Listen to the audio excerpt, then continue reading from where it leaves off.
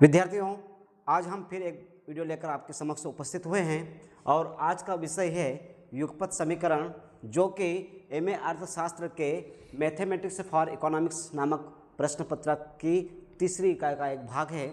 इस वीडियो में हमने युगपत समीकरण से संबंधित कुछ समीकरणों को समझने का प्रयास किया है उदाहरणों के माध्यम से, जो कि आगामी परीक्षा की दृष्टि से आपके लिए बहुत ही लाभदायक होंगे। आपका स्वागत है मेरे इस YouTube चैनल में। यदि आप लोगों को युगपत समीकरण से संबंधित मेरा यह वीडियो पसंद आए तो आप इसे लाइक करें, शेयर करें और सब्सक्राइब करें। तो आइए हम लोग युगपत समीकरण से संबंधित इस वीडियो के कुछ उदाहरणों को आसान एवं सरल तरीके से समझने का प्रयास करते हैं। विद्यार्थियों, यदि आपके प्रश्न पत्र में युगपत समीकरण से संबंधित इस प्रकार का यदि सवाल आ जाता है तो आप इसे किस प्रकार से हल करेंगे, हम इसको स्टेप बाय स्टेप आपको यहाँ समझाने का प्रयास करेंगे। आप निश्चित रूप से इसको अच्छे से समझें ताकि आप आगामी परीक्षा में इसको अच्छे से हल कर सकें और पूरे नंबर प्राप्त कर सकें। हम यह मान लें कि ये समीकरण 1 है और यह समीकरण 2 है। सबसे पहले हम इस समीकरण को हल करते हैं। x बराबर 16 और ये जो प्लस का y है इधर आएगा तो माइनस के y हो जाएगा और यह हमारा तीसरा समीकरण बन गया है। यह हमारा तीसरा समीकरण बन गया है। ठीक है, अब इस समीकरण को हम दूसरे समीकरण में x का मान रखेंगे। यहाँ पर हम x के स्थान पर इसको रख देंगे तो हमारा हो जाएगा 16 माइनस y फिर माइनस y बराबर 6। ठीक है, अब हम इसको हल कर लेते हैं। 16 माइनस का y और माइनस का y हो जाएगा तो 2y हो जाएगा, माइनस 2y बराबर 6। अब आगे बढ़ते हैं। 2y बराबर 6 और ये जो 16 है प्लस का, यह पक्ष चेंज होगा तो ये माइनस का 16 हो जाएगा। फिर आगे बढ़ते हैं। माइनस 2y बराबर 6 में से 16 घटा देंगे तो माइनस के 10 हो जाएंगे। बड़ी संख्या का चिन्ह होता है। इसके बाद अगले स्टेप हम लोग देखते हैं। y बराबर माइनस के 10। अब ये जो यहाँ पर इनके पास गुणा है 2y का, तो जो 2 है इधर आ जाएगा तो यहाँ भाग में हो जाएगा -2। फिर आगे स्टेप बढ़ाते हैं हम लोग।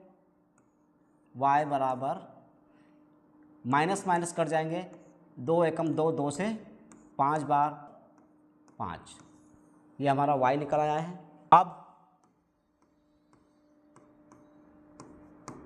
समीकरण 3 में इसमें y का मान रखेंगे। y का मान रखने पर, ठीक है, हम यहाँ पर y का मान रख देंगे। y बराबर 5। तो आपका समीकरण है x बराबर 16 माइनस y बराबर 5, इसलिए x बराबर 16 में से 5 घटा देंगे तो 11। इस प्रकार से युगपत समीकरण से संबंधित यह उदाहरण हमने बहुत आसानी से समझ लिया है। इसका एक और उदाहरण हम लोग आगे समझेंगे। आप लोग स्टेप को फॉलो करते रहे, आप आसानी से समझ जाएंगे और परीक्षा में अच्छे से करके आएंगे, इतना विश्वास है। अब हम दूसरा उदाहरण समझते हैं युगपत समीकरण का। यहाँ पर आपके पास है 3x minus Y equal to 3, 9x minus 3y equal to 9।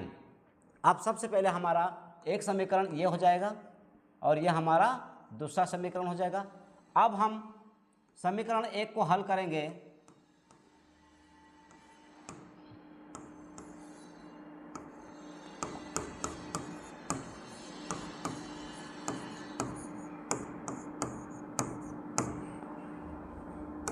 तीन X minus Y equal to 3, 3x equal to 3।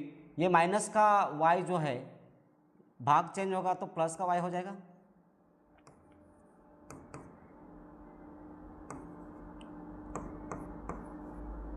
ये जो 3 है वो नीचे आ जाएगा और x बराबर हमारा ये वाला भाग निकल आया है। अब आपका x प्राप्त हो गया है, x का मान आपके पास आ गया है। अब हम समीकरण 2 में x का मान रखेंगे,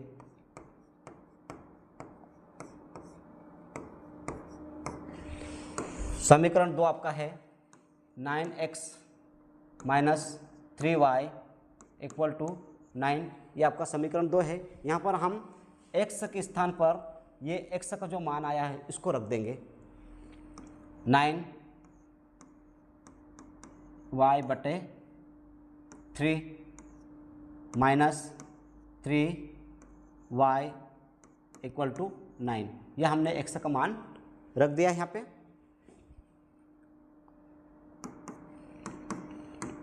आप ध्यान दीजिएगा, इस 3 से ये 9 कट जाएगा तो यहाँ पर 3 आ जाएगा, फिर 3 का 3 में गुणा हो जाएगा तो 9 प्लस 3 का y के साथ गुणा हो जाएगा तो 3y, अब ब्रैकेट खत्म हो जाएगा, माइनस 3y बराबर 9। ये यहाँ तक हम लोग पहुँच गए हैं और ये आपका समीकरण जो है वो तीसरा बना था, समीकरण 3 बना था। अब आगे बढ़ते हैं हम लोग। अब ये जो प्लस का 3y है और ये माइनस का 3y है, दोनों कट जाएंगे, इसलिए 9 बराबर 9। अब इससे आगे हम लोग नहीं जा सकते। इसका आशय यह है कि इसके मान अनंत आएंगे। यहाँ तक आप इस प्रश्न को हल करके छोड़ दें क्योंकि इसके आगे अब संभावनाएं अनंत है। इस प्रकार हमने दो समीकरणों के माध्यम से प्रतिस्थापन विधि के द्वारा युगपत समीकरणों को समझने का प्रयास किया है। यहाँ पर हमने प्रतिस्थापन विधि का उपयोग किया है, ध्यान दीजिएगा आप लोग।